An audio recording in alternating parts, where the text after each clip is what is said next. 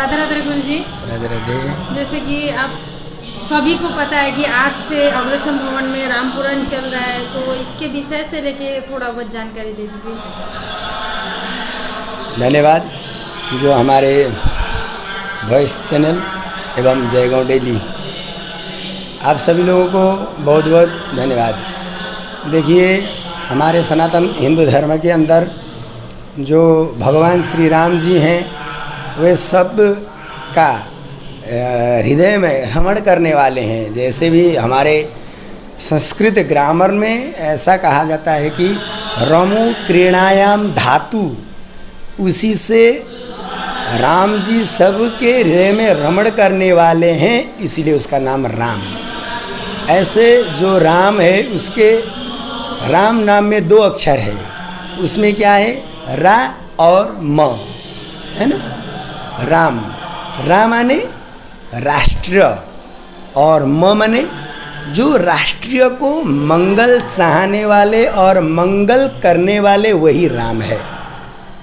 और गुरुजी, जैसे कि आप सभी मतलब यहाँ पे सभी को पता है कि आज से यानी कि अग्रसर भवन में जो पुराण लग रहा है, रामायण, ये पहली बार हो रहा है ना, इससे पहले भी हो रहा था कि मतलब ये जो जयगांव इलाका में जो है जी, जयगांव इलाका में अग्रसर भवन में जितना भी हो, शायद हमको लगता है कि पहली बार ही वाल्मीकि रामायण की कथा हो रही है। ऐसे तो पहले पहले अनेकों भागवत और शिव पुराण, देवी पुराण हो चुकी है इस भवन में, पर यह पहली बार रामायण, वाल्मीकि रामायण की कथा हो रही है। इससे पहले जयगांव में हुई और छोटा मेचे बस्ती में हुआ था, पर यह इसी वक्त पहली बार इस अग्रसर भवन में हो रही है।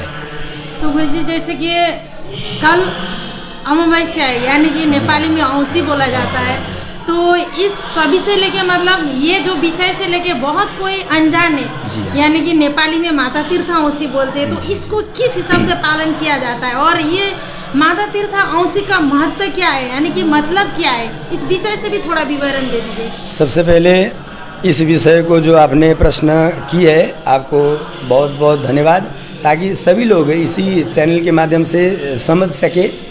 आपकी यह चाहना को हम पूरा करते हुए बोलेंगे कि माता तीर्थ अमावस्या यह एक बड़ा हम सभी मानव जातियों की तोहफा है। जैसे शक्ति स्वरूपिणी प्रकृति पुरुष जो माँ है, जगदम्बा जगतजननी जो प्रकृति माँ है, उन्हीं की स्मरण की जाती है, और उसी के माध्यम से हमारे सृष्टि जो हुई अपने नारी समाज से, यह माता तीर्थ औंसी जो कहा जाता है, यह नारी की सम्मान है। नारी को हर जगत में सम्मान दिया जाता है। हमारे सनातन धर्म में तो नारी को हर क्षेत्रों में प्राथमिकता दिया जाता है। जैसे भगवान नारायण, भगवान शंकर जी के नाम से पहले ही नारी का ही नाम आ जाता है। जैसे सीता राम है ना, जो लक्ष्मी नारायण, उमा महेश्वर, इसी प्रकार से माँ जो है सबको भला चाहने वाली होती है। इसीलिए सप्तशती में एक संतों ने लिखा है कि कुपुत्रो जाए त क्वचिदपि कुमाता नभवती। तो यह माँ जो है सबको संरक्षण करने वाली, सृष्टि को बढ़ाने वाली, उन्हीं माँ को सम्मान करते हुए हम सभी उन्हीं माँ के बच्चे हैं, और उन्हीं माँ को सम्मान करते हुए कल अमावस्या के दिन अपने अपने माँ को, अपने अपने माता को पूजा जाता है। कोई कहते हैं माता को खिलाना जरूरी है। देखिए, माँ ही खिलाती है हमको।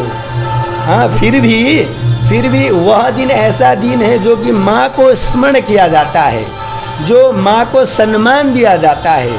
हमारे हिंदू सनातन धर्म में पिता का भी सम्मान दिया जाता है। अब आने वाले जो अमावस्या ही आता है, हाँ, उसमें ही पिताजी को सम्मान किया जाता है, जिसको नेपाली में कहते हैं कि बाबा को मुख हेर्ने दिन, उसी प्रकार से हमारे नेपाली जगत में आमा को मुख हेर्ने दिन इसी संज्ञा से, इसी नाम से जाना जाता है कल की दिन को।